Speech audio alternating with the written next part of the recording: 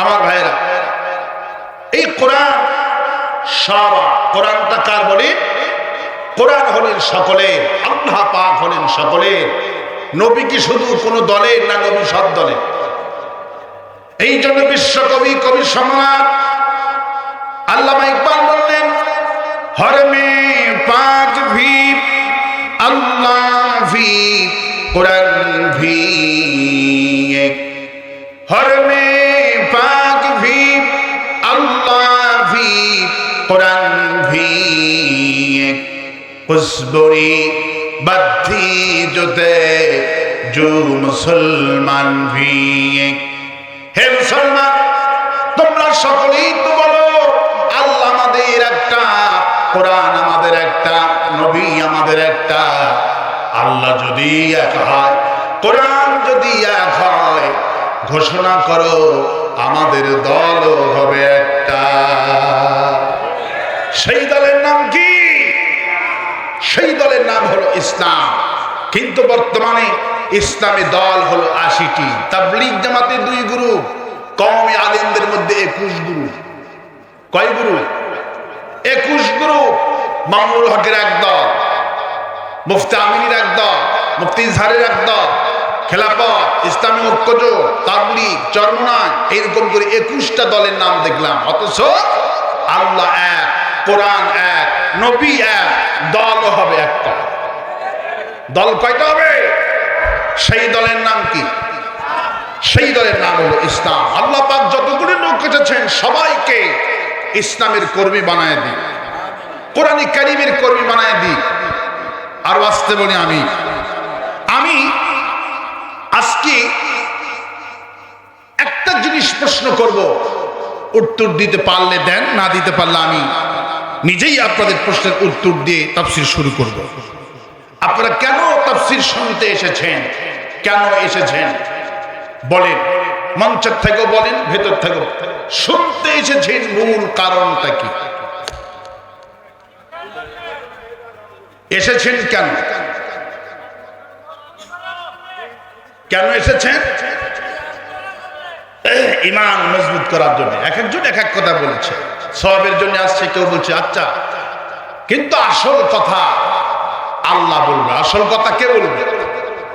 জীবনে তো অনেক তাফসীর জীবনে শুনেছেন। আর আমাদের প্রধান অতিথি, ওনার মনের কামনা, মানুষ কেন হিদায়াত হচ্ছে না এই ব্যাপারে কথা বলতে বলেছে। আমি সবার মনের খোরাক আল্লাহ পাকের কোরআনে কারীম থেকে দেওয়ার চেষ্টা করছি। আমা তৌফিক ইল্লা বিল্লাহ।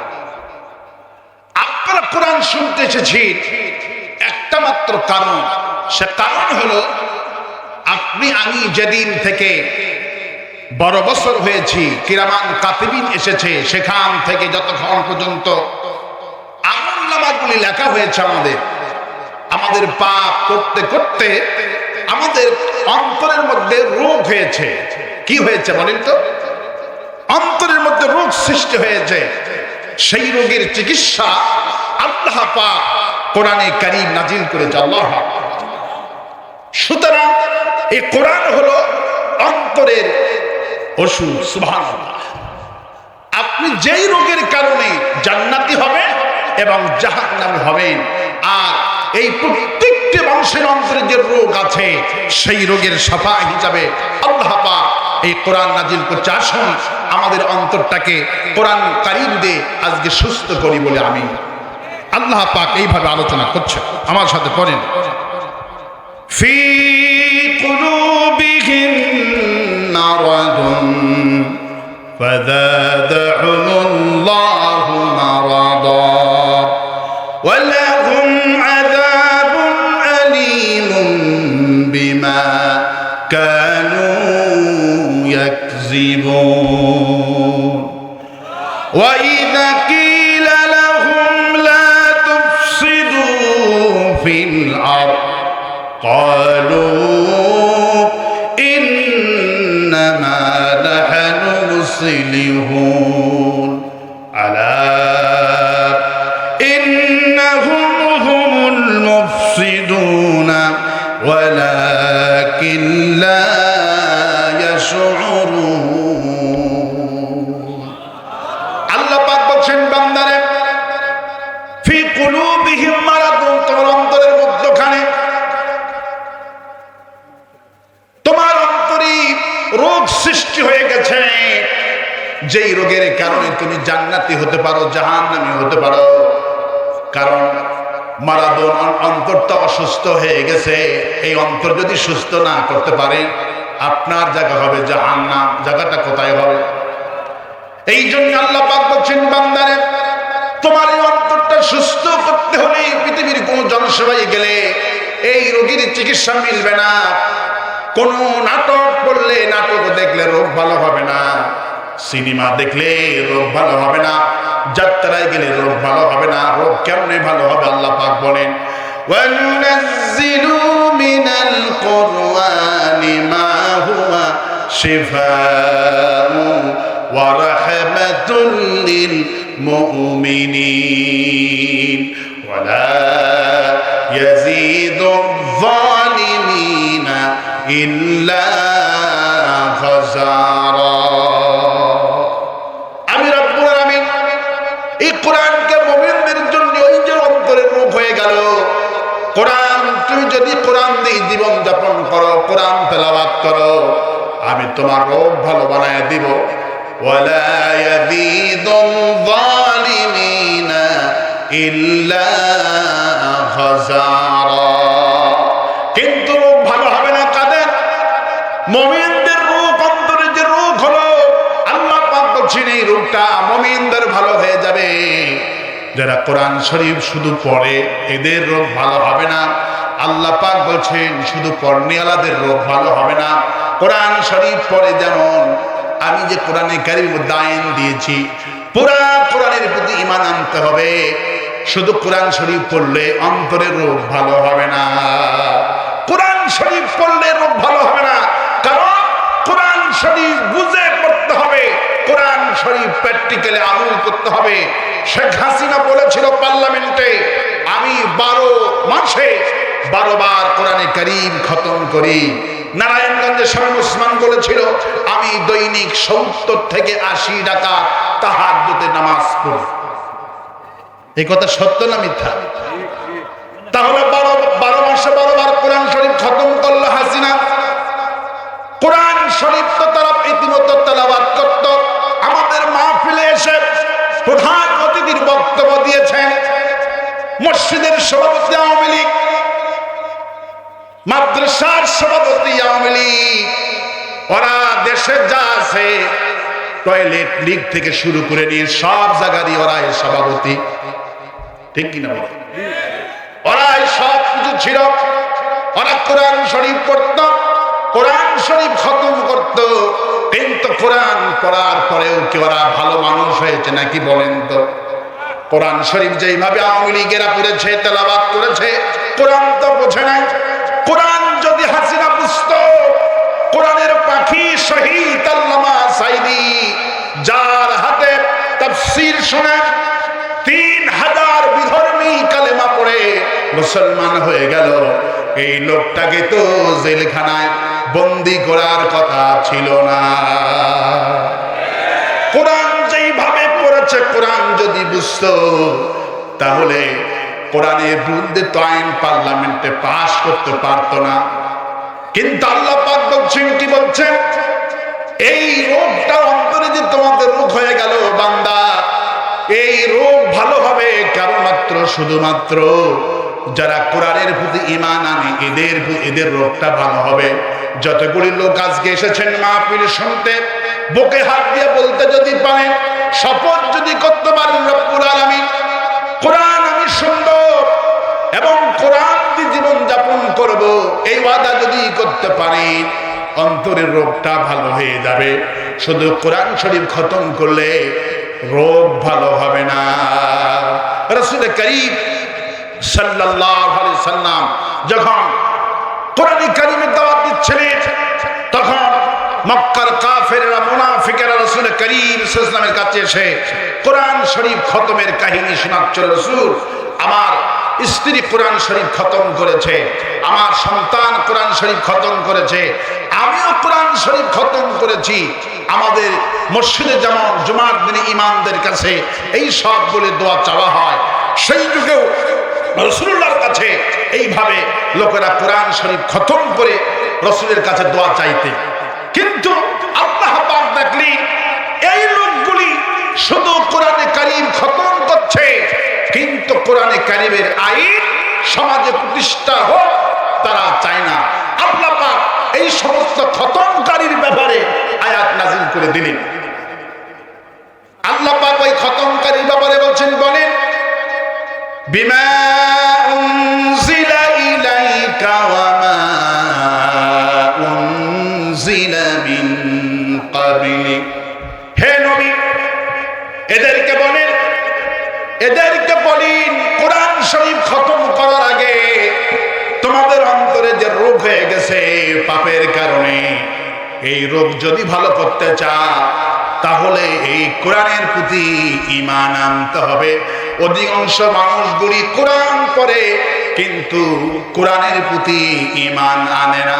মাহফিলে অতিথি যায়, মাহফিলে অতিথি থাকে, টাকা দান করে, বাপের নামে মসজিদ বানায়, মায়ের নামে মাদ্রাসা বানায়, মাহফিলে অতিথি থেকে জনগণকে দেখায় আমি কোরআনের অতিথি, কিন্তু প্রকৃতপক্ষে আল্লাহ পাক বলছেন হাবিব এদেরকে বলেন সবাই বিমা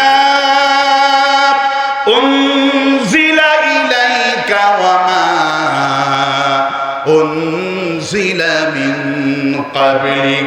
আমি যে তোমার প্রতি কোরআন শরীফটা নাজিল করলাম, এই কোরআনের প্রতি এই লোকদেরকে ঈমান আনতে বলি, কারণ এই সব লোকগুলি আল্লাহর প্রতি ঈমান আনছে, নবীর প্রতি ঈমান আনছে। আল্লাহর প্রতি ঈমান আনাটা সহজ, রাসূলের প্রতি ঈমান আনাটা সহজ বিষয়, কিন্তু কোরআনে কারীমের প্রতি ঈমান আনাটা সবচেয়ে কঠিন বিষয়।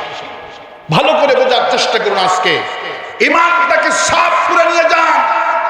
আল্লাহর প্রশংসা করলে কেউ মারবে না, রাসূলের দরুদের ফজিলতের কথা যদি রাত দিন 24 ঘন্টা মসজিদে বয়ান করেন কেউ মামলা দিবে না।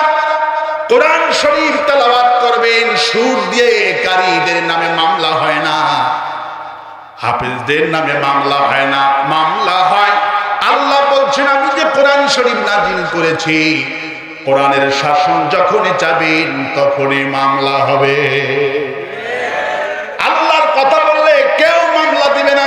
রাত দিন 24 ঘন্টা বিশ্ব ইস্তেমার মাঠে জিকির হচ্ছে, পুলিশের আইজিরা, সেনাবাহিনীর প্রধানগুলি গিয়া দোয়াতে শামিল হয়, কোনোদিন মামলা হয় না।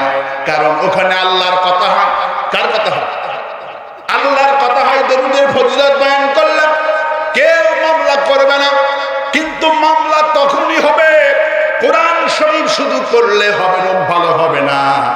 কোরআন শরীফের আইন যখনই চাবেন তখনই রোগ ভালো হবে, আর তখনই মামলা করবে। কোরআনের শাসন না চাওয়া পর্যন্ত শুধু কোরআন তেলাওয়াতকারীর ব্যাপারে কোনোদিন কোন রাষ্ট্র শাসক মামলা করেনি, কোনোদিন মামলা করবে না। শুধু কোরআন তেলাওয়াত করলে আপনার নামে মামলা হবে না। বাংলাদেশে কোন হাফেজের নামে মামলা হয়নি, কোন কারীর নামে মামলা হয়নি। মামলা হয়েছে কোরআন শরীফ পড়ে যেমন কোরআনের শাসনটা চাইতে না। এই জন্য আল্লাহ পাক বলতেছেন হাবিব এই বক্স দাও, দেখি এত কষ্ট হচ্ছে, দেখি বক্স লাগা, এমনিটার দাও, এত কষ্ট হইতেছে, প্রচন্ড গলা টানতেছে। বাবারা দাও, ভালো করে দাও, এই মনিটর গুলি দাও, যাতে করে আমার কষ্ট কম হয়। দেখি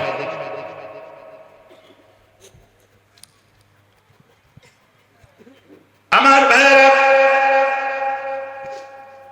আমার প্রবন্ধগণ, এই জন্যই আল্লামা ইকবাল কি সুন্দর করে বললেন, আমল কি কিতাবে থি দোয়া কি কিতাব बना दिया, अमुल की किताब थी दुआ की किताब बना दिया, समझने की किताब थी पढ़ने का किताब बना दिया।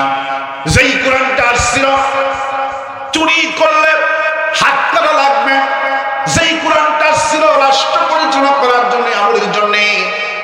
সেই কোরআন শরীফকে মূর্খের গোষ্ঠীরা মৃত্যুর পরে খতমের কিতাব বানিয়েছে। এই কোরআনটা খতমের কিতাব নয়, কোরআনটা হলো আইনের কিতাব। কিসের কিতাব বলে? আল্লাহ পাক বলছেন বান্দারে লক্ষ্য করো, ফি কুলুবিহিম মারাদুন, তোমাদের অন্তরের রোগ আছে, এই রোগ নিয়ে যদি কবরে যাও জায়গা হবে জাহান্নাম। তুমি যদি ক্যান্সার আক্রান্ত হয়ে মরে যাও তোমার জায়গাটা জাহান্নাম হবে না। তুমি যদি ডায়াবেটিস আক্রান্ত হয়ে মরে যাও তোমার জায়গাটা জাহান্নাম হবে না। তুমি যে কোনো রোগে আক্রান্ত হয়ে যদি মরে যাও জায়গাটা জাহান্নাম হবে না। তোমার অন্তর যে রোগ সৃষ্টি হয়ে গেল পাপের কারণে, এই রোগের ওষুধ আমি আল্লাহ কোরআনে কারীম নাজিল করে দিয়ে দিলাম। আয়াতুহু যাদাতুহুম ঈমানান ওয়া আলা রাব্বিহিম ইয়াতাওয়াক্কালুন। তুমি যত আয়াত কারিমা তেলাওয়াত করবা, আয়াত যত শুনবা, তোমার ঈমান তত বৃদ্ধি হতে থাকবে। কোরআন অনুযায়ী যখন আমল করবেন, কোরআন শুধু খতম করলে হবে না। কোরআন তো হলো একটা থিওরি মাত্র। থিওরি দিয়ে কোনোদিন অন্তরের রোগ ভালো হবে না। কোরআন শরীফটা প্র্যাকটিক্যালি আনতে হবে। কোরআন শরীফ থিওরি, যেমন থিওরি কি জিনিস? আপনি রান্না করবেন, প্রচন্ড পেটে ক্ষুধা, চুলার উপরে ভাত তুলে দিয়েছেন, এখন আগুন লাগবে, আপনি এখন কাগজের টুকরাতে আগুন শব্দ লেখে চুলার মধ্যে দিয়ে দিলেন, ভাত হয়ে যাবে? কেন হবে না ভাত? এটা হলো কাগজের লেখা থিওরি মাত্র। এটা কি? এই থিওরি লেখা, আগুন লেখা দিয়ে আপনার ভাত রান্না হবে না। আপনার সন্তান রসগোল্লা খেতে যাচ্ছে, আব্বা আমি রসগোল্লা খাবো, কিন্তু আপনি কাগজের খাতায় লিখে দিলেন, কলম খাতা নিয়ে বাবা রসগোল্লা বাংলা দিয়ে লিখে দিলেন, বাবা এখন চাটো। বলেন তো কাগজের উপরে রসগোল্লা লেখার উপরে চাটলে কি রসগোল্লার স্বাদ পাওয়া যাবে? এটা হলো থিওরি। যতক্ষণ পর্যন্ত প্র্যাকটিক্যালে আপনি এটাকে না তৈরি করবেন ততক্ষণ পর্যন্ত রসগোল্লার স্বাদ পাওয়া যাবে না। আপনাকে দুধ কিনতে হবে, ছানা বের করতে হবে, শিরা তৈরি করতে হবে চিনি দিয়ে, জাল করে সেখানে প্রসেসিং মতো ওখানে জাল করলে ছানা দিয়ে, তারপরে রসগোল্লার স্বাদ পাওয়া যাবে। শুধু কাগজের লেখা রসগোল্লা দিয়ে স্বাদ পাওয়া যাবে না। অনুরূপ ভাবে এই কোরআন হলো একটা থিওরি। এই থিওরি দিয়ে আপনার রোগ ভালো হবে না, এটা প্র্যাকটিক্যালি আনতে হবে। ডাক্তারের যে প্রেসক্রিপশন আপনাকে দেয়, এই প্রেসক্রিপশন হলো থিওরি। এই থিওরি অনুযায়ী আপনি ওষুধ কিনতে হয়, আপনাকে নিয়ম অনুযায়ী খেতে হয়। আল্লাহ পাকের পক্ষ থেকে গোটা বিশ্ববাসীর জন্য আল্লাহ পাকের পক্ষ থেকে এটা হলো প্রেসক্রিপশন। সুবহানাল্লাহ। এই প্রেসক্রিপশন যদি আপনি কোরআন শরীফ ভিজে ভিজে খান, রোগ ভালো হবে না। রোগ তখনই ভালো হবে প্র্যাকটিক্যালি আমল করতে হবে। আল্লাহ বলছেন, হাবিব এই লোকগুলি তো শুধু কোরআন শরীফ খতম করছে, কিন্তু কোরআন শরীফে যে চুরি করলে হাত কাটা লাগবে, এই আইনটা যে আমি দিলাম, এই আইনটা তো ওরা চায় না, শুধু খতম নিয়ে ব্যস্ত। চুরি করলে হাত কাটা লাগবে, আইনটা কে দিয়েছে?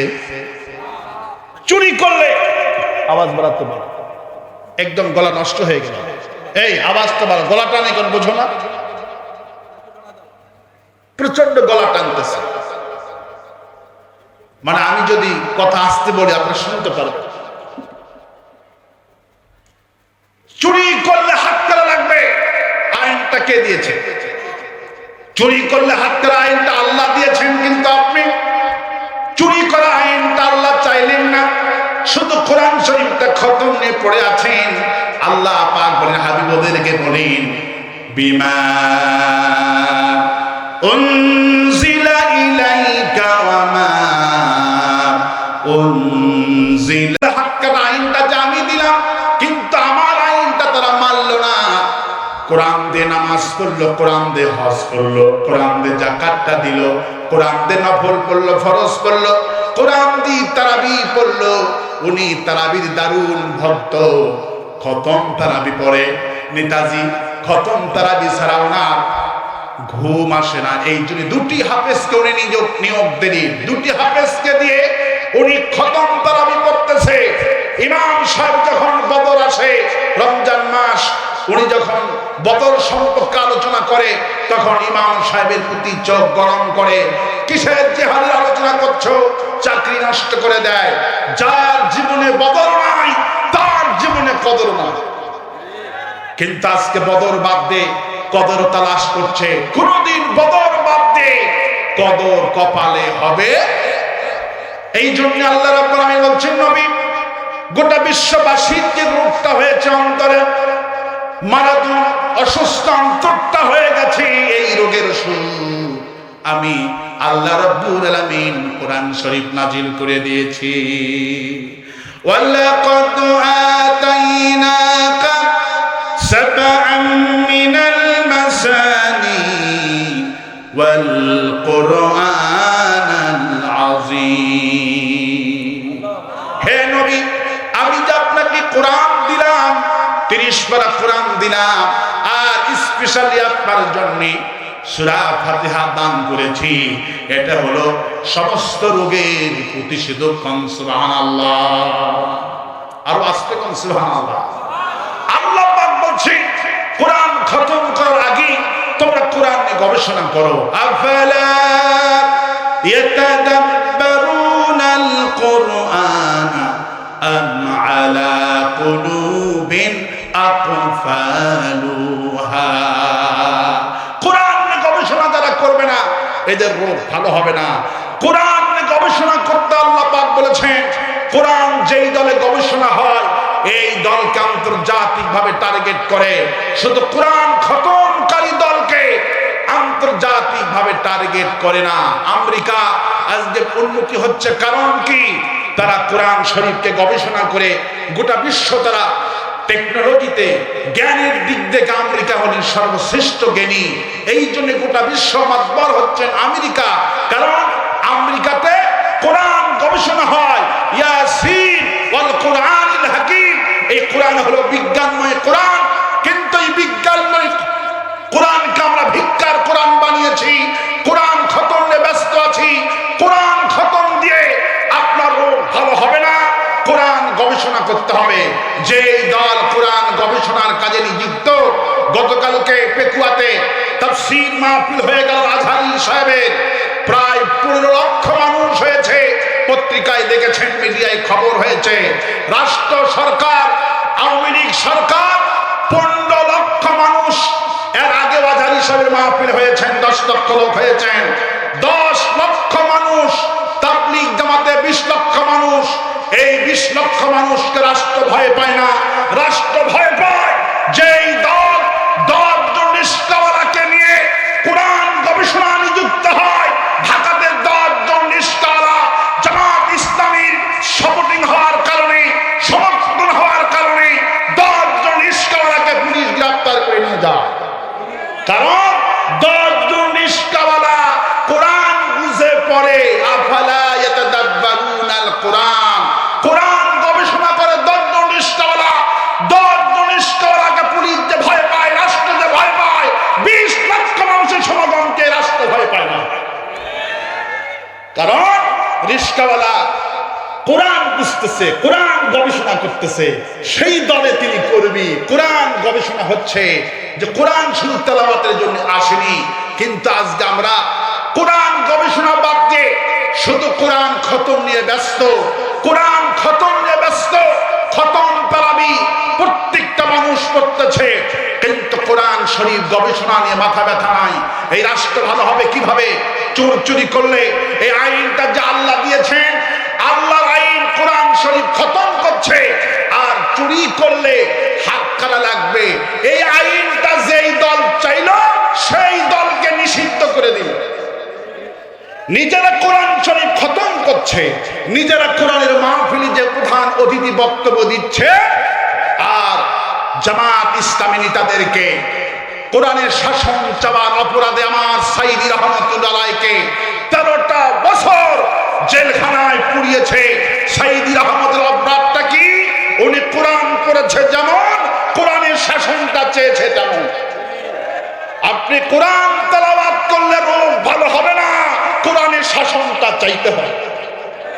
আল্লাহ পাক এই জন্য বলছেন ওয়ালা ইয়াজিদুল যালিমিনা ইল্লা খাসারা। এই জালেমদের রোগ ভালো হবে না যারা কোরআন শরীফ তেলাওয়াত করে, জুলুম করে, কোরআনের শাসন যারা চায় এদেরকে ফাঁসি দিয়ে মারে। এই দলটাকে ব্যান করলো। ফাইন্নাজ যুলমা যুলমাতু ইয়াউমাল কিয়ামা ক্বাদ রাসূলুল্লাহি সাল্লাল্লাহু আলাইহি সাল্লাম, নবীজি বলেন জুলুম হলো অন্ধকার। যারা এই জুলুম করবে, এই জালিমদের কপালে অন্তরে যে রোগ হয়েছে, এই জুলুমবাজদের রোগ ভালো হবে না। জুলুমবাজদের জালিমদের রোগ ভালো হবে না। আওয়ামী লীগ ছিল জালিম, ক্ষমতায় আসার পর থেকে 16 বছর জুলুম করেছে। এমনকি 5ই আগস্টে মানুষ মেরেছে 200-300 মতো। ওই দিনও পুলিশকে দিয়ে গণহত্যা চালিয়েছে। ফাইন্নাল যুলমা যুলমাতু ইয়াউমাল কিয়ামা। আওয়ামী লীগের কোরআন তেলাওয়াতের কোনো কমতি ছিল না। রাষ্ট্রীয়ভাবে সপরিবারে উমরায় গিয়েছে, রাসূলের রওজা জিয়ারত করেছে, মসজিদ বানিয়েছে, হাসিনা মডেল মসজিদ বানিয়েছে, মাদ্রাসা অনুদান দিয়েছে, ওরা সব করেছে। কেন এদের রোগ ভালো হবে না? ওরা কোরআন শরীফ সব কিছু করেছে মানুষকে দেখানোর জন্য। মূল যেই কাজ সেটা হলো কোরআন দিয়ে দেশটা চলুক, কোরআনের শাসন প্রতিষ্ঠা হোক, ওরা চায় না। ওরা কোরআন শরীফ পড়তো, প্রতিদিন কোরআন পড়তো আওয়ামী লীগের কর্মী নেতারা, কিন্তু ওরা কোরআন শরীফের শাসন চায় না। বরঞ্চ আমাদের নেতাগুলিকে ফাঁসি দিয়ে মেরেছে। অপরাধটা কি? আমার সাইদি হুজুর মানুষ হত্যা করেছে, ধর্ষণ করেছে। এই কথাটা শয়তানও বিশ্বাস করবে নাকি বলেন? বিশ্বাস করবে? আমার সাইদি হুজুরকে জেলে পুরালেন 13 বছর। আব্দুল কাদের মোল্লা, শহীদ কামরুজ্জামান, শহীদ নিজামী, এদেরকে ফাঁসি দিয়া মারলো। এদের অপরাধ আছে নাকি? অপরাধ আছে একটা। আল্লাহ পাক সেই কথা বলছেন, ওয়ামা নাকামু মিনহুম ইল্লা আন ইউমিনু বিল্লাহিল আজিজিল হামিদ। এই মুসলমানদের অপরাধ কি? ওমা নাকামু মিনহুম, এই মুমিনগুলি আমার আইন চায়, আমার দল করে, আমার প্রতি ঈমান আনছে, এই জন্য এদের মারে। জামাত নেতারা যদি জয় বাংলা স্লোগান দিত, 1 সেকেন্ড জেলখানায় থাকতে হতো না। আরো আস্তে কর। যদি আল্লাহর আইন বাদ দিয়া ওদের আশাতে মিলে যেত। এই হাসিনা তো সাইদি সাহেবের কাছে দোয়া চেয়েছেন, গোলাম আজম সাহেবের কাছে দোয়া চেয়েছেন। এইটা 96 সালের ঘটনা। যুবক তরুণরা বলতে পারবে না। ওদের সঙ্গে যখন ছিল তখন ছিল সাথী, যখন ছিল না তখন হয়ে গেছে জঙ্গি। এই জন্য আল্লাহ পাক বলছেন, বান্দারে ফি কুলুবিহিম মারাদুন, তোমাদের অন্তরে যে পাপের কারণে রোগ হয়ে গেছে, এই রোগের ওষুধ আমি আল্লাহ দিলাম। কিন্তু তুমি যদি কোরআনটা মানো, আমার প্রেসক্রিপশন সূরা ফাতিহা থেকে নিয়ে নাস পর্যন্ত এটা আমার অর্ডার, এটা আমার প্রেসক্রিপশন, আমার হুকুম মতো যদি তুমি দুনিয়াতে পালন করতে পারো, তোমার রোগটা ভালো হয়ে যাবে। আর যদি কোরআন তেলাওয়াত করার পরে ওয়ালা ইয়াজিদুল যালিমিনা ইল্লা খাসারা, জুলুমবাজ ছিল আওয়ামী লীগ। কোরআন শরীফের তাফসীর মাহফিলের অতিথি, মসজিদের সভাপতি, মাদ্রাসার সভাপতি, আর শুধু বলতো কোন ইমাম কোন হুজুর জামাত ইসলামী করে, এদের লিস্ট করো, এদের নামে মামলা হবে। মাথায় টুপি দিয়ে কোরআন তেলাওয়াত করতে করতে মামলা লেখে। আল্লাহ পাক বলে, এই ধরনের কোরআন পাঠকদের জন্য জাহান্নাম। এরা হলো মুনাফিক। এরা কি? আওয়ামী লীগ কাফের নয়, আওয়ামী লীগ ইহুদি ছিল না, খ্রিস্টান ছিল না, তারা ছিল মুনাফিক। তারা কি ছিল? আওয়ামী লীগ ছিল মুনাফিক। শাস্তি ইহুদি খ্রিস্টানের চাইতে সর্বনিম্ন হবে। আসফালি মিনান নার বলা হয়েছে, জাহান্নামের নিম্ন স্তরে দেওয়া হবে ওদের। ওদের মাথায় টুপি থাকবে। এই জন্য আল্লাহ পাক তার হাবিবকে বলতেছেন ওয়ামিনান নাসি, বলেন ওয়ামিনান নাসি মান ইয়াকুলু আমান্না বিল্লাহি ওয়া বিল ইয়াউমিল আখিরি ওয়া মা হুম বিমুমিনিন। মানুষের মধ্যে কিছু লোক আছে রাসূল মাথায় টুপি লাগাবে, এরা হজ করবে, যাকাত দিবে, বলবে আল্লাহর প্রতি আমরা ঈমান আনছি, রাসূলের প্রতি ঈমান আনছি। আল্লাহ কয় ওয়া মা হুম বিমুমিনিন, এরা মুমিন না, এরা হলো বাটপার। আওয়ামী লীগ লিবেল শুধু ব্যবহার করেছে ইসলামের, ভেতরে মদ, ভেতরে হিরোইন। মানুষ যেন বুঝতে না পারে এটা মদ বিক্রি হচ্ছে, হিরোইন বিক্রি হচ্ছে, বীজ বিক্রি হচ্ছে। এই জন্য মদ এবং হিরোইনের গায়ে লিবেল লাগাইছে ইসলামী সালসা। কি সালসা? ইসলামী সালসা। মানুষ যাতে করে ইসলাম উপরে বুঝে ওদেরকে সন্দেহ করতে না পারে, ভেতরে বীজ বিক্রি করেছে, উপরে লাগাইছে ইসলামী সালসা। ইসলাম শব্দ ব্যবহার করে ওরা মুনাফিকি করে ক্ষমতায় গিয়েছে। কোরআন শরীফের পাঠ দেখে, তাসবিহ পাঠ দেখে, মাথায় পট্টির অভিনয় দেখে ক্ষমতায় গিয়েছিল। কিন্তু বিপরীত দেখলাম, কোরআনের শাসন যারা চায়, আল্লাহর আইন যারা চায়, তাদেরকে 1 তারিখে নিষিদ্ধ করে দিয়েছে। আওয়ামী লীগের পতনের মূল কারণ ছিল 1400 বছর আগে বলছেন قال رسول الله صلى الله عليه وسلم ان الله يرفع بهذا الكتاب। একটা দলের যে পতন হয় এর মূল কারণ হলো কোরআন, আর একটা দলের যে সম্মান হয় এর মূল কারণ হলো কোরআন। এটা মাইক না, এটা কি ভাই? এটা তো কথা বলে মজা বাজা যাচ্ছে, সাউন্ড তো ভেতরে না। আমি বারবার কি বসে থাকতে পারতেছে না। এখানে রোগ আছে, এই রোগের ওষুধের নাম কি? কোরআন। এখন বলেন তো, কোরআন শুধু তেলাওয়াত করলে রোগ ভালো হবে না, প্র্যাকটিক্যালি আমল করতে হবে। প্র্যাকটিক্যালি আমল করতে হবে। কাগজের লেখা রসগোল্লা খেলে যেমন পেট ভরবে না, স্বাদ লাগবে না, ঠিক কাগজের লেখা আগুন দিলে যেমন রান্না বান্না হবে না, তেমনি কাগজের লেখা কোরআন শরীফ তেলাওয়াত করলে রোগ ভালো হবে না। এটা প্র্যাকটিক্যালি আমল করে আল্লাহ সন্তুষ্ট অর্জন করতে হবে। আমার ভাই, আওয়ামী লীগের পতনের মূল কারণ হলো কোরআনে কারীম।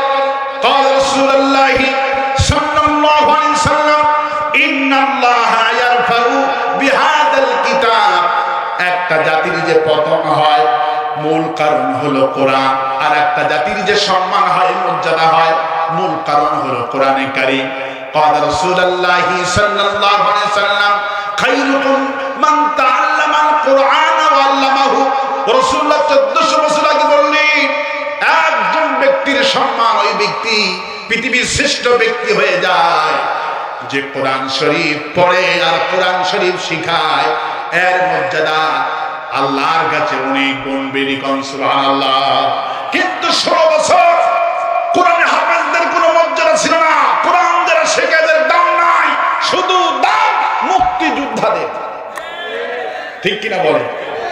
দাম হলো মুক্তিযোদ্ধা, বয়স 40 বছর, সে হলো মুক্তিযোদ্ধার কমান্ডার।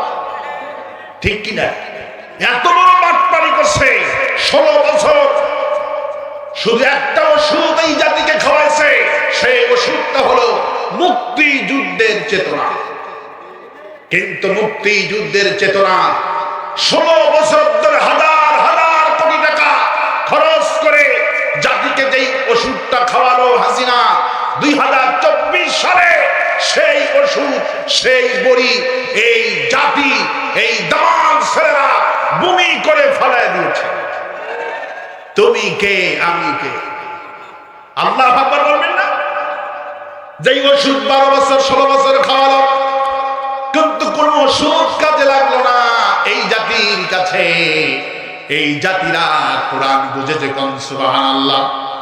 এই জন্য আল্লাহ পাক বলছেন ইন্নাল্লাহা ইয়ারফাউনা, বলছেন ইন্নাল্লাহা ইয়ারফাউ বিহাদাল কিতাব।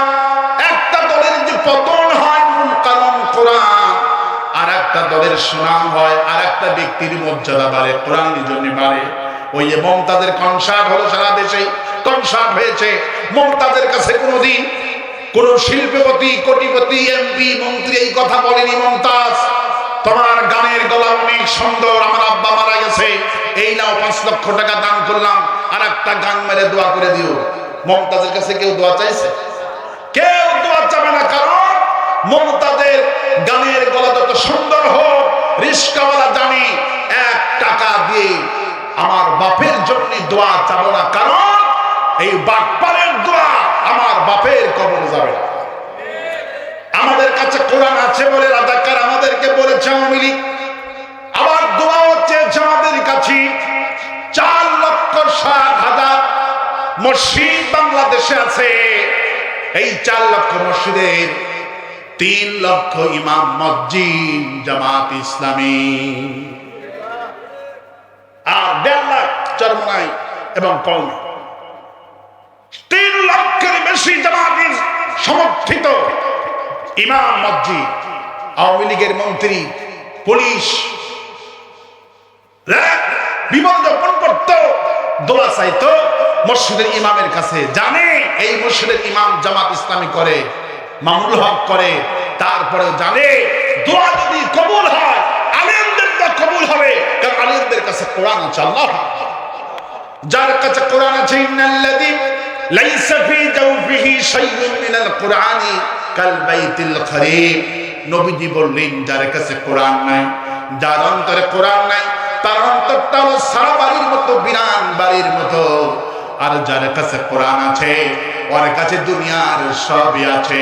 এই জন্য কোরআন শুধু তেলাওয়াত করলে ফি কুলুবিহিম মারাদুন, আল্লাহ বলছেন বান্দারে তোমার অন্তরে যে রোগ হয়ে গেল পাপের কারণে, এই রোগটা ভালো হবে তুমি যদি কোরআনটা বুঝে বুঝে পড়ো। কোরআন যারা বোঝে না, আজ কোরআন শরীফ তেলাওয়াত হচ্ছে প্রতিদিন, তাফসীর মাহফিল হচ্ছে, কিন্তু তাফসীর মাহফিল জাতি তো কোরআন বুঝতেছে না। প্রতিদিন তাফসীর মাহফিল হচ্ছে, কোরআন তো বুঝতেছি না। আল্লাহ পাক বলেছেন আফালা ইয়াতাদাব্বারুনাল কোরআন, কোরআনকে বুঝতে হবে, কোরআনকে নিয়ে গবেষণা করতে হবে। কিন্তু কোরআন নিয়ে তো আজকে গবেষণা নাই, কোরআন তো বুঝছি না। আজকে কোরআন পড়ছে খোরার মতো, আর কোরআন শুনছে কানার মতো। এক মসজিদের ইমাম হলো খোরা, আর মুসল্লি হলো কানা। ইমাম সাহেব সূরা ফাতিহা থেকে শুরু করে দিয়েছে নামাজ পড়া, পিছনে কানা গেছে নামাজ পড়তে। যখন ইমাম সাহেব এই জায়গাতে গিয়েছেন, ইয়া কানা বুদু ইয়া কানাস্তাইন, কানা বেটা পিছন থেকে নামাজ ছেড়ে দিয়ে বাহিরে গিয়ে বলে, এই বেটা ইমামের পিছনে নামাজ মোটেই হবে না, কারণ এ আমাকে দেখতেই পারে না। লোকেরা বললো কি হয়েছে, তোকে দেখতে পারে না কেন? সে বলে তুই কানা, তোর বাপ কানা। কি বলছে তোরে? কইয়া কানা বুদাইয়া কানাস্তাইন। সভাপতি বলছে বাবা তুই মসজিদ ছাড়লে কেন? কয় চাচা এই হুজুর হিংসুক, এই ইমাম হিংসুক ইমাম যতদিন থাকবে আমি মসজিদে মোটেই যাব না। আচ্ছা কি হয়েছে বলো? কয় আমি যখনই যাই শুধু আমাদের গালিগালাজ করে। সভাপতি বলল বাবা মসজিদে এসো, যদি গালাই আমরা নিজেরাই ধরবো। কিন্তু কানা আজকে মসজিদে গিয়েছেন এই নিয়ত করে, আর যদি বেটা ইমাম সাহেব আমাদের গালায়, ওর একদিন আমার একদিন। কিন্তু বলে সাবআন মিনাল মাসানি ওয়াল কুরআনুল আযীম, হে নবী আমি আপনাকে কোরআন তো দিয়েছি, স্পেশালি 7টি আয়াত সূরাতুল ফাতিহা দিয়েছি। আল্লাহু আকবার। এটা হলো মহা ঔষধের সূরা। সূরা ফাতিহা ছাড়া নামাজ হবে না। ইমাম সাহেব যখনই সূরা ফাতিহা শুরু করেছেন, এই জায়গাতে যখন গিয়েছেন ইয়া কানা বুদু ইয়া কানাস্তাইন, তখন পেছন থেকে কানা নামাজ ছেড়ে দিয়ে ইচ্ছা মতো ইমামকে পিটানো শুরু করেছে। ইমাম বলতেছে আমারে বাঁচা। মসজিদ কমিটি নামাজ ছেড়ে দিয়ে কানার খোরাকে মীমাংসা করার জন্য চেষ্টা করতেছেন। ঈশার নামাজের সময় বড় একটা আলেম কানা হলো, আলেমকে এনে বলতেছে বাবা তুমি কানা ইমামকে কেন মেরেছো বলো? তখন কানা বলতেছে আমি মেরেছি, সে আমাকে দেখতেই পারে না, আমি যখনই আসি তখন আমাকে কয় তুই কানা, তোর বাপ কানা। বাবা তোমাকে কি বলে গালি দিয়েছে বলো? তখন কানা বলতেছে সে আমাকে গালি দিচ্ছে এই বলে ইয়াকা না'বুদু ওয়া ইয়াকা নাস্তাঈন। অর্থ হলো হে আল্লাহ, আমি তোমার কেবলমাত্র তোমারই গোলামি করি আর তোমার কাছে সাহায্য চাই। অর্থটা হলো এটা। কিন্তু কানা তো কোরআন বোঝেনি। আল্লাহ বলছেন বলো কেবলমাত্র তোমার গোলামি করি আর তোমার সাহায্য চাই। কিন্তু কানা বুঝেছে নাকি? কানা বুঝেনি। কানা মনে করছে তুই কানা, তোর বাপ কানা। ইমামকে জিজ্ঞেস করছে ইমাম তুমি কেন গালিগালাজ করছো বলো? ইমাম তখন বলতেছে আমার কি দোষ, আল্লাহ নিজেই কানাকে দেখতে পারে না। আচ্ছা বলি এই বেটা ইমাম কি নিজের কোরআন বুঝছে? যেই বেটা ইমাম সেও বুঝে নাই, যেই কানাটা কোরআন শুনতে গেছি কানাটাও কোরআন শোনে নাই, বোঝে নাই। আজকে আমার দেশের অবস্থা হলো তাই। আওয়ামী লীগ কোরআন পড়েছে যেইভাবে, কোরআন যদি বুঝতো কোরআনের তাফসীর কারো এক সেকেন্ডের জন্য জেলখানায় থাকতো না। হিন্দু সাইদি হুজুরকে চিনতে পারলেন, খ্রিস্টান চিনতে পারলেন, ইহুদি চিনতে পারলেন। কাবার ইমাম যার জন্য কাবার দরজা খুলে দিত, যার সম্মানের জন্য। মদিনায় গেলে মদিনার ইমাম কপালে চুমো খেত। এত সম্মান আল্লাহ তাকে দিয়েছিলেন। শুধু বাংলাদেশে নয়, সৌদির বাদশাহ এবং দুবাইয়ের বাদশাহ আল্লামা সাইদি হুজুরকে 2009 সালে শেষ মাহফিলে দুবাইয়ের বাদশাহ একটা সাইদির ওয়াজ শুনে পাগল হয়ে গেলেন। দুবাইয়ের প্রেসিডেন্ট, দুবাইয়ের আমির সাইদি হুজুরকে 100 ভরি সোনা দিয়ে একটা আবা বেনি দিয়েছিলেন। আল্লামা সাইদি সে 100 ভরি সোনা বিক্রি করে উনি যে শহীদ বাগে আনোয়ার মসজিদে 3 তলা টাইলস আর সমস্ত ফ্যান লাগিয়ে দিয়েছেন। রাফিউদ্দিন সাইদি যখন মারা গেলেন, আমি যখন নামাজ পড়লাম জিজ্ঞেস করলাম এত সুন্দর মসজিদের কারুকার্যি কি, এত সুন্দর কে বানাইলো এটা? আমি জিজ্ঞেস করলাম তখন একজন মুসল্লি বলল আল্লামা সাইদিকে উনি দুবাই তাফসীর শেষ তাফসীর করেছেন। দুবাইয়ের আমি খুশি হয়ে 100 ভরি সোনা দিয়ে আবা বানিয়ে দিয়েছিলেন। আল্লামা সাইদি সেই সমস্ত স্বর্ণ বিক্রি করে মসজিদের কাজে লাগিয়ে দিয়েছে। যার তাফসীর শুনে মানুষের অন্তর ভালো হয়ে যেত। আল্লামা সাইদি ছিলেন অন্তরের ডাক্তার, কলবের ডাক্তার, যিনি যার তাফসীর শুনে আল্লাহ পাকের প্রেসক্রিপশন মোতাবেক যখন উনি বয়ান করত, ওনার তাফসীরে চট্টগ্রামে শেষ দিনে জীবনের শেষ মাহফিলে 64 জন কালেমা পড়ে মুসলমান হলো। কোনদিন মিস গেল না। 3 দিন 3 জন 4 জন 10 জন 20 জন, শেষ বছরে হুজুরের হাতে 64 জন কালেমা পড়ে মুসলমান হলো। কারণ সাইদি হুজুর এই জাতিকে একটা ওয়াজ করেছেন, ফি কুলুবিহিম মারাদুন। আল্লাহ বলেছেন বান্দারে তোমাদের অন্তরে রোগ হয়ে গেছে, আর এই রোগের ওষুধ আমি আল্লাহ কোরআন দিয়ে দিলাম। ওয়া নুনাজ্জিলু মিনাল কুরআনি মা হুয়া শিফাউন ওয়া রাহমাতুল লিল মুমিনিন। এই কোরআন শরীফকে আমি আল্লাহ কেবলমাত্র যারা কোরআন শরীফ বিশ্বাস করে, কোরআনের শাসন যারা চায়, এদের জন্য এই কোরআনকে অন্তরের ওষুধ হিসাবে সাবা বানিয়ে দিয়েছি। কিন্তু কোরআন পড়ল, কোরআন শাসন ছিল না। হুজুর বললেন মুনাফিকদের রোগ কোনোদিন ভালো হবে না, জালেমদের রোগ কোনোদিন ভালো হবে না। জালেমরা কোরআন পড়ে, কোরআনের বিরুদ্ধে মামলা লাগায়। জামাত ইসলামীকে 1 তারিখ করা ব্যান করল। রাসূল করিম সাল্লাল্লাহু আলাইহি সাল্লামের দলটাকে 1 তারিখে ব্যান করেছিল। আবু জেহেলের প্রশাসন, রাসূলের মনটা খারাপ হয়ে গেল। আল্লাহ পাক বলছে হাবিব মন খারাপ করবেন না। ইউরিদুনা করেন, ইউরিদুনা লিউতফিউ নূরাল্লাহি বিআফওয়াহিহিম ওয়াল্লাহু মুতিম্মু নূরিহি ওয়ালাউ কারিহাল কাফিরুন। কাফেররা চেয়েছিল মুখের ফু দিয়ে তোমার আমার এই কোরআনে কারীমকে নিভিয়ে দিতে, তোমার দলটাকে ব্যান করতে, কিন্তু মুতিম্মু নূরিহি, এটা আমার নূর, ওরা কোনোদিন পার্লামেন্ট আইন পাস করে এই দলটাকে ব্যান করতে পারবে না। এই জন্য বিশ্বকবি আল্লামা ইকবাল বললেন, সতীজা কা রহা হ্যায় আজল সে ইমরোজ, সতীজা কা রহা হ্যায় আজল সে ইমরোজ, চিরাগে মুস্তফা বি সে শারারেবুল হাবিব। সেই দিন থেকে আজ পর্যন্ত আবু জাহলের গোষ্ঠীরা কোরআনকে পৃথিবী থেকে মিটানোর চেষ্টা করেছে। কোরআন আজ টিকে আছে, ওরা নাই, ওরা দেশ থেকে পালাইছে। ইন্নাল্লাহা ইয়ারফাউ বিহাদাল কিতাব, একটা দলের যে পতন হয় মূল কারণ হলো কোরআন। আওয়ামী লীগ যদি কোরআন বিরোধী না হতো, সাইদি হুজুরকে যদি জেলে বন্দি না করত, জামাত নেতাদের যদি ফাঁসি দিয়ে না মারত, দেশ থেকে পালাতো না।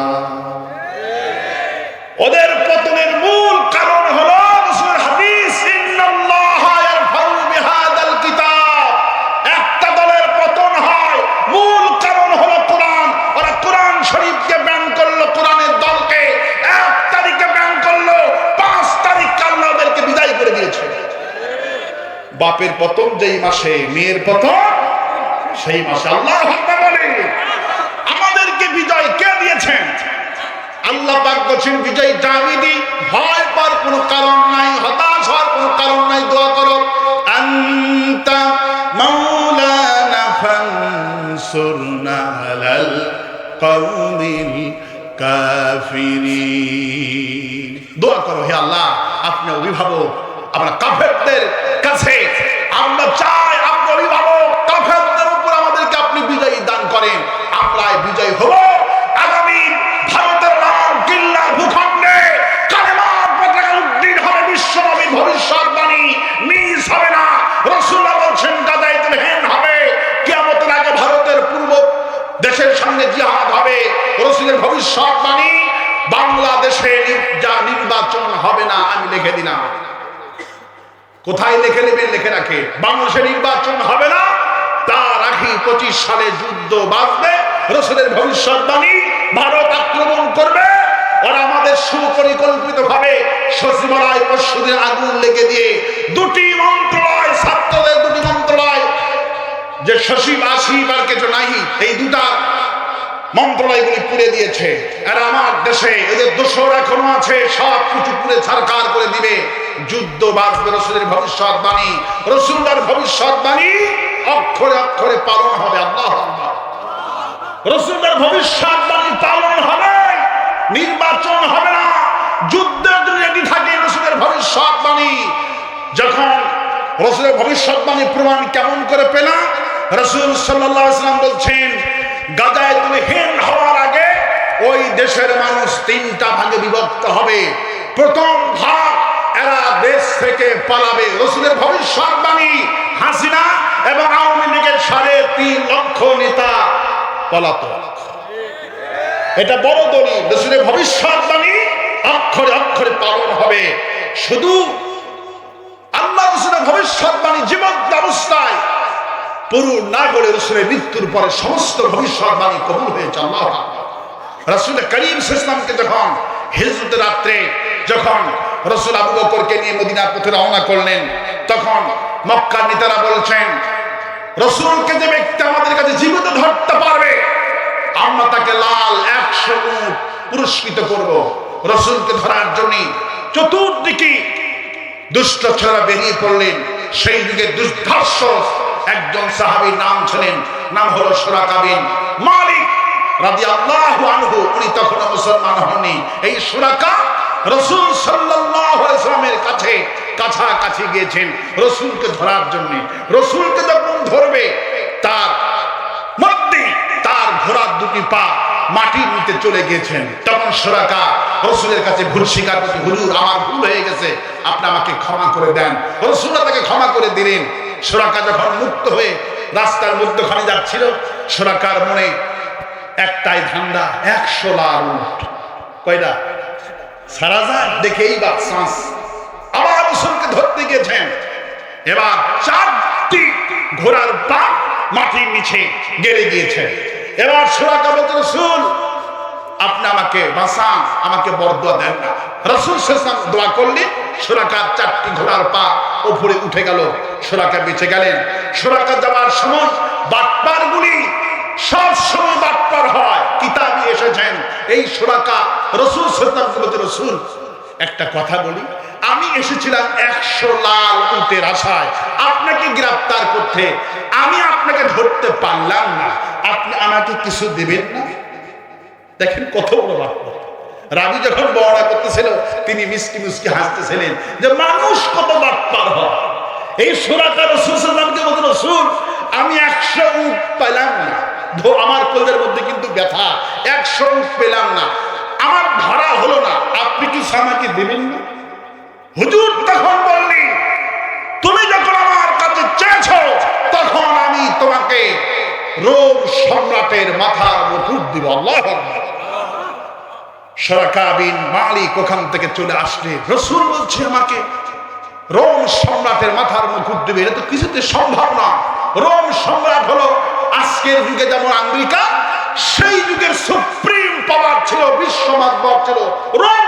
আল্লাহ পাক কোরআনে কারিমে একটা সিলাই নাজিল করে দিয়েছেন, গুলিবাতিল রোম। হে রাসূল চিন্তাগ্রস্ত হবেন না, রোমকে পরাজিত হবে, রোমের ভূখণ্ডে কালেমার পতাকা উত্তীর্ণ হবে, রোম মদিনার নেতৃত্ব চলে আসবে। আল্লাহু আকবার বলে। আল্লাহ পাক কোরআন শরীফে 114টা সূরার মধ্যে রোম নামে একটা সূরা দিয়েছে। আল্লাহু আকবার বলে। সেই যুগে বিশ্ব মাতবর ছিল রোম। আল্লাহু আকবার বলে।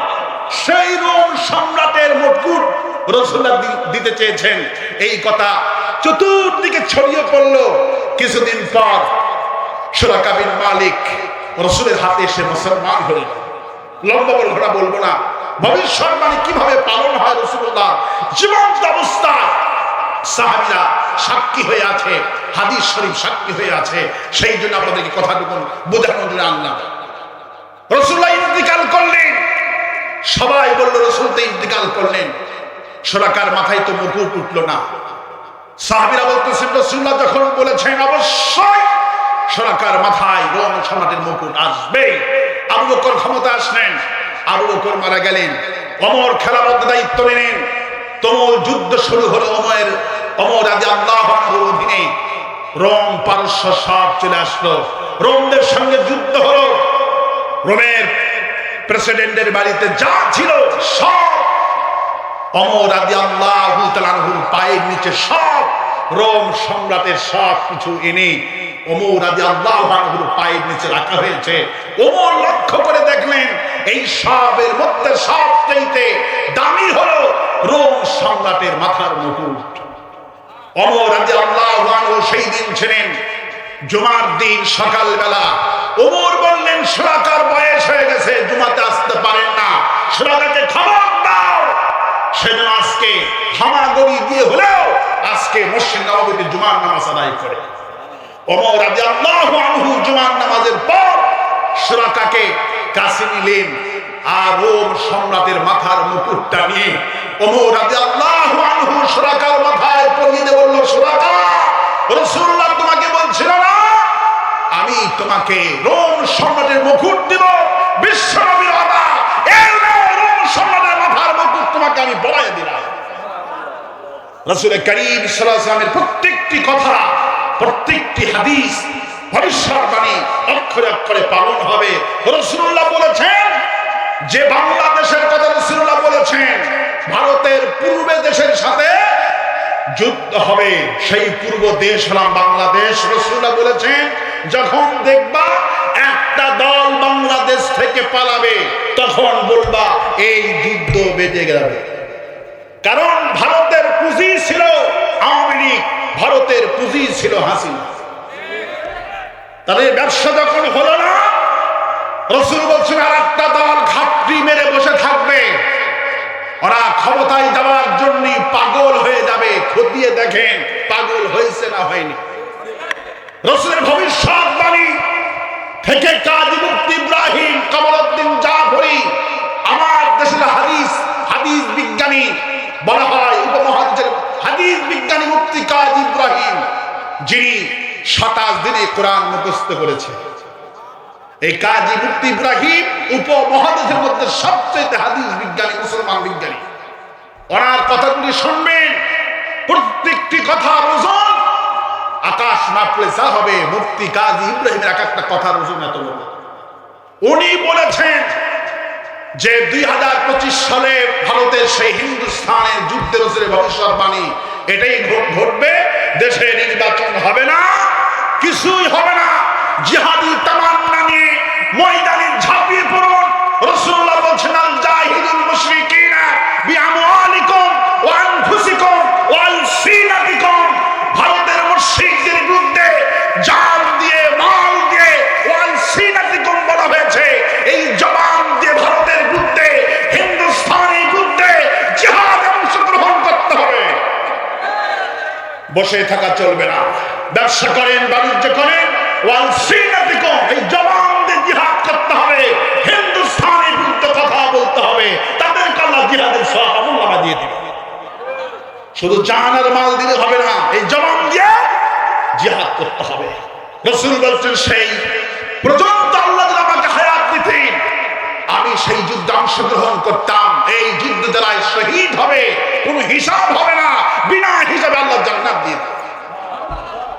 এই দেশের একটা হবে মুনাফিক, চুপ করে বসে থাকবে ক্ষমতা দেওয়ার জন্য, আর এক দল দেশ থেকে পালাবে। আর একটা দল হবে উলামাদের দল। ইন্নামা ইয়াখশাল্লাহ মিন ইবাদিহিল উলামা। রাসূলুল্লাহ বলেছেন, আল্লাহ পাক সার্টিফিকেট দিচ্ছেন, আমাকে সবচেয়ে বেশি ভয় করে আলেম উলামা। আজকে মামুনুল হকের বক্তব্য আমি শুনেছি, সরমনের পীরের সমাবেশ শুনলাম, সবাই গাদায় হিন্দির কথা বলেছেন। নির্বাচন বাংলাদেশে হবে না, যুদ্ধ হবে, যুদ্ধের প্রস্তুতি গ্রহণ করুন। বাচ্চা স্ত্রীদেরকে জিহাদের কথা অনুপ্রেরণা করুন। ভারতের বিরুদ্ধে সপরিবারে শহীদ হতে কারা কারা যে আছেন দুহাত তুলে দেখা যায়।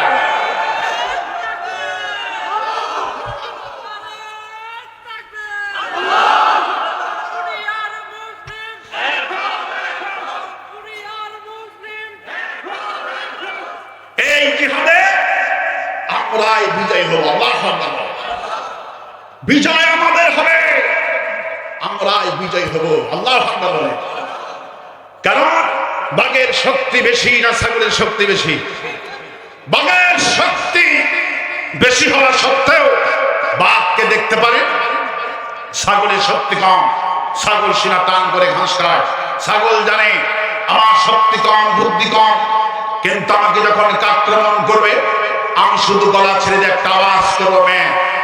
আমার মালিকের কানে যখন আমার মেয়ের শব্দ পৌঁছে যাবে, আমার মালিক বসে থাকবে না। আমাকে যখন দেখবে শিগালি ধরেছে, কুকুরে ধরেছে, বাঘে আক্রমণ করেছে, মালিক বসে থাকবে না। মালিকের কাছে যা আছে মালিক তাই নিয়ে ঝাঁপিয়ে পড়বে। সামান্য ছাগল যদি এই কথা চিন্তা ভাবনা করতে পারে, আমার শক্তি কম, বুদ্ধি কম, আমার সবকিছু কম হতে পারে, আমাকে আক্রমণ করলে আমি জোরে একটা ডাক দিব, মেয়ে, আর মালিক এসে আমার পক্ষে যুদ্ধ করবে। তাহলে আমরা আল্লাহ পাকের সর্বশ্রেষ্ঠ জাতি, আমরা হলাম আল্লাহ পাকের সর্বশ্রেষ্ঠ বান্দা, সৃষ্টির সেরা। আমরা কেন এই কথা ভারতকে বলতে পারবো না? ভারত তোমার দেশ বড়, সৈন্য বেশি, পারমাণবিক বোমা আছে বলে আমাদেরকে হেলা মনে করো না। আমরা যখন বিপদে পড়বো, আমরা আমাদের মালিককে ডাক দিব, আল্লাহু লা করেন, আল্লাহু লা ইলাহা ইল্লা হুয়াল হাইয়ুল কাইয়্যুম। আমি আল্লাহ চিরঞ্জীব, চিরস্থায়ী, আর দুনিয়ার সব জালিমেরা ক্ষণস্থায়ী। 41 সাল পর্যন্ত থাকতে চেয়েছিল, আছে? 1 লক্ষ হুজুর হাসিনা 150 বছর বাঁচবে। আমার মুসলমান, আমি বললাম কেমন? হাসিনা 150 বছর বাঁচবে। চায়না একটা বড়ি আবিষ্কার করছে, এই বড়ি একটা খাইলে 50 বছর হায়াত। হাসিনা 3টা খাইছে। এক একটা বড়ির দাম ছিল 3000 কোটি টাকা। হাসিনা 9000 কোটি টাকা দিয়ে 3টা বড়ি খাইছে। দেহে দিয়ে 3টা বড়ি সাপোর্ট করে 150 বছর বাঁচবে। আমি কই এগুলি কথা থো। তারপরে 6 তারিখে দেখা হলো, বললাম কি খবর? কই হুজুর এত তাড়াতাড়ি যে পতন হবে বুঝতাম না।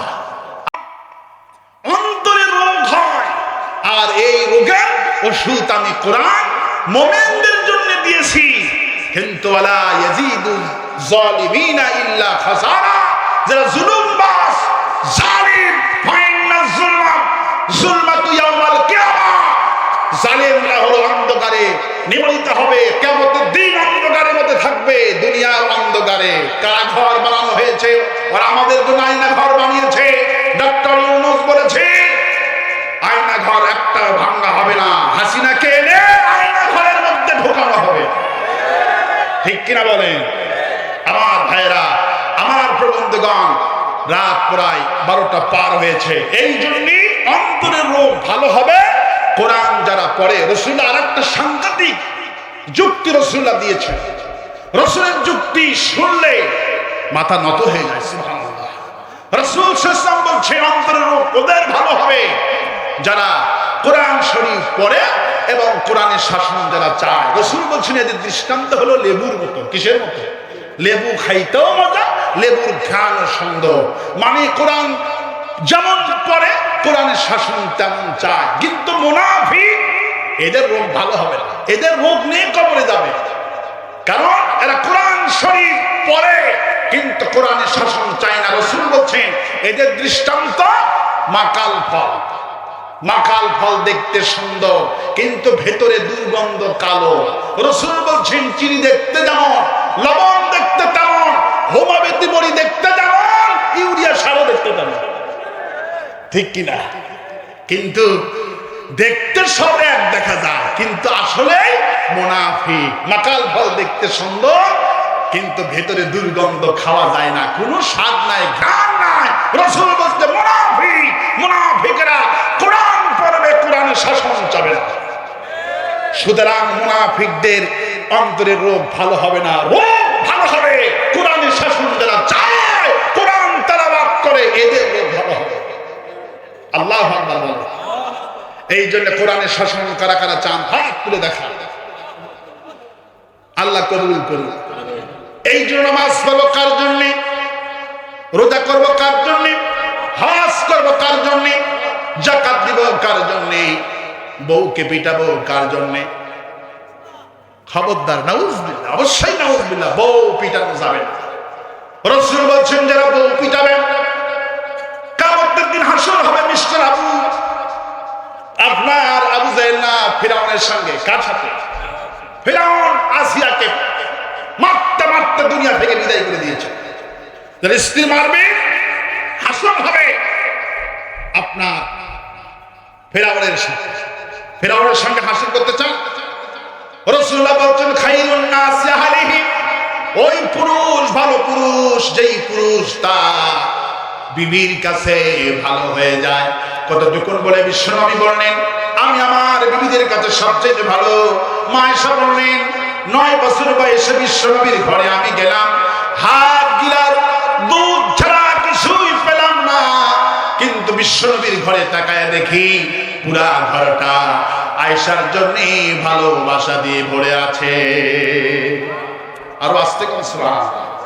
আল্লাহ পাক এই যে পৃথিবীর পুরুষকে বলছেন, কারণ পুরুষেরা বিবিকে মারে, পুরুষরাই বিবিকে তালাক দেয়, পুরুষরাই নির্যাতন করে বলে तमाम পৃথিবীর পুরুষদেরকে বলেছেন ওয়াশরুহুন্না বিল মারুফ, তোমাদেরকে আমি অর্ডার করছি, মুমিন বান্দাদেরকে আমি অর্ডার করছি, খবরদার তোমার বিবির সাথে দুর্ব্যবহার করবে না, তালাক দিবা না। তোমার বিবির সাথে ভালো ব্যবহার করা আমি আল্লাহ ফরজ করে দিলাম। তোমার বিবি যেটা খায়, তোমার বিবি যেটা পরে, তোমার বিবি যদি কসমেটিক কিনে দাও, ঘুরতে নিয়ে যাও, বেড়াতে নিয়ে যাও, এমনকি শ্বশুর বাড়িতে বেড়াতে নিয়ে যাবে। রাসূলুল্লাহ বললেন তুমি যখন তোমার বিবিকে শ্বশুর বাড়িতে বেড়াতে নিয়ে যাবা, ঘুরতে নিয়ে যাবা, মৃত্যু পরিমাণ যা করবা তোমার কোনো ব্যথা হবে না।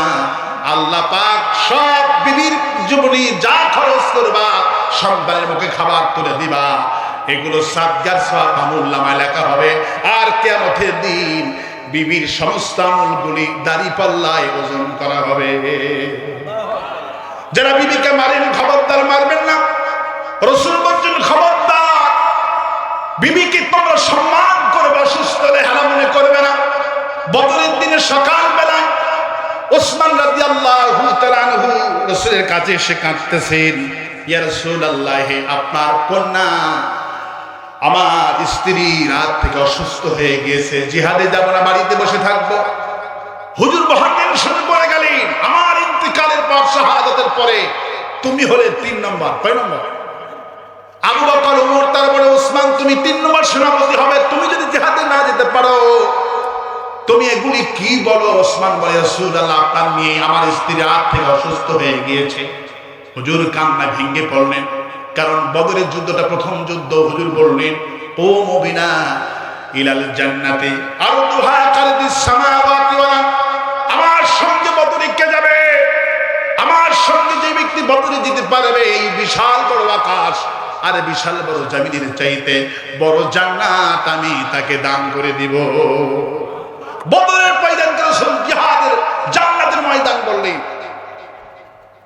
সেই জিহাদেও ওসমান যেতে পারবেন না বলে কাঁদতেছেন।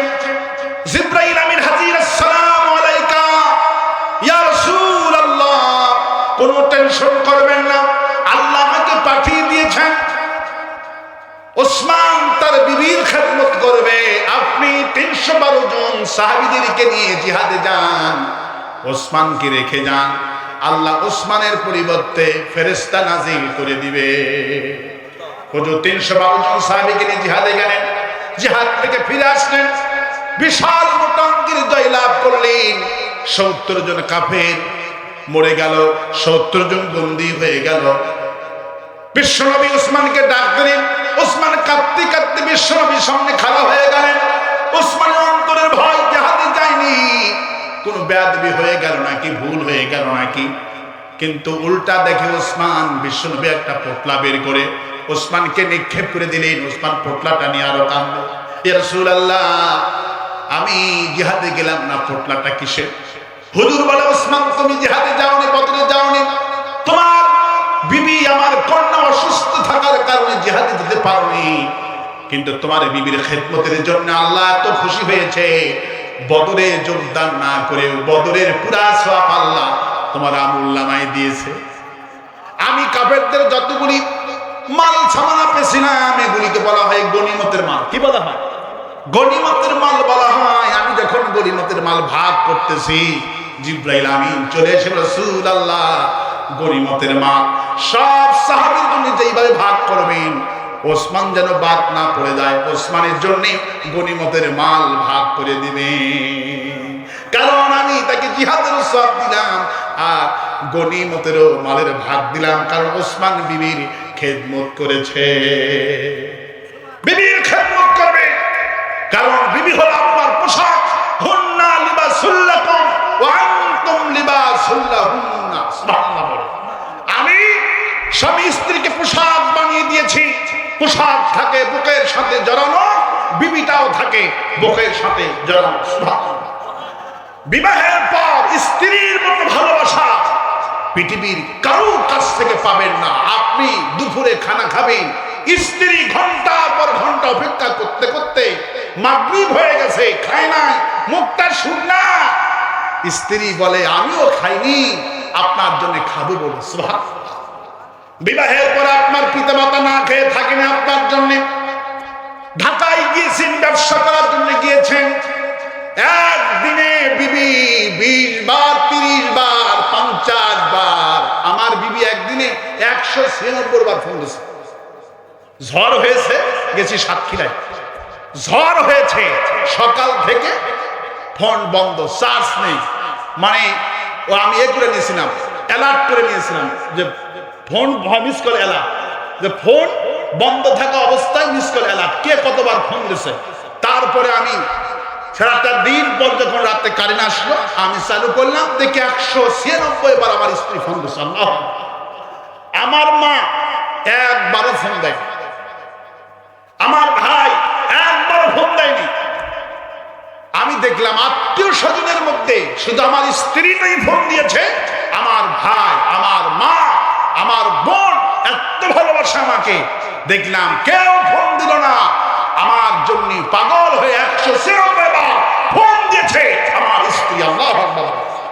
আপনার সন্তান পেটে ধারণ করে, আপনার সন্তান পেটে ধারণ করে, সন্তানের জন্য কত কষ্ট করে আপনার স্ত্রী। আল্লাহ পাক সেই কথা বলেছেন, খবরদার, হুন্না লিবাসুল লাকুম ওয়া আনতুম লিবাসুল লাহুন্না।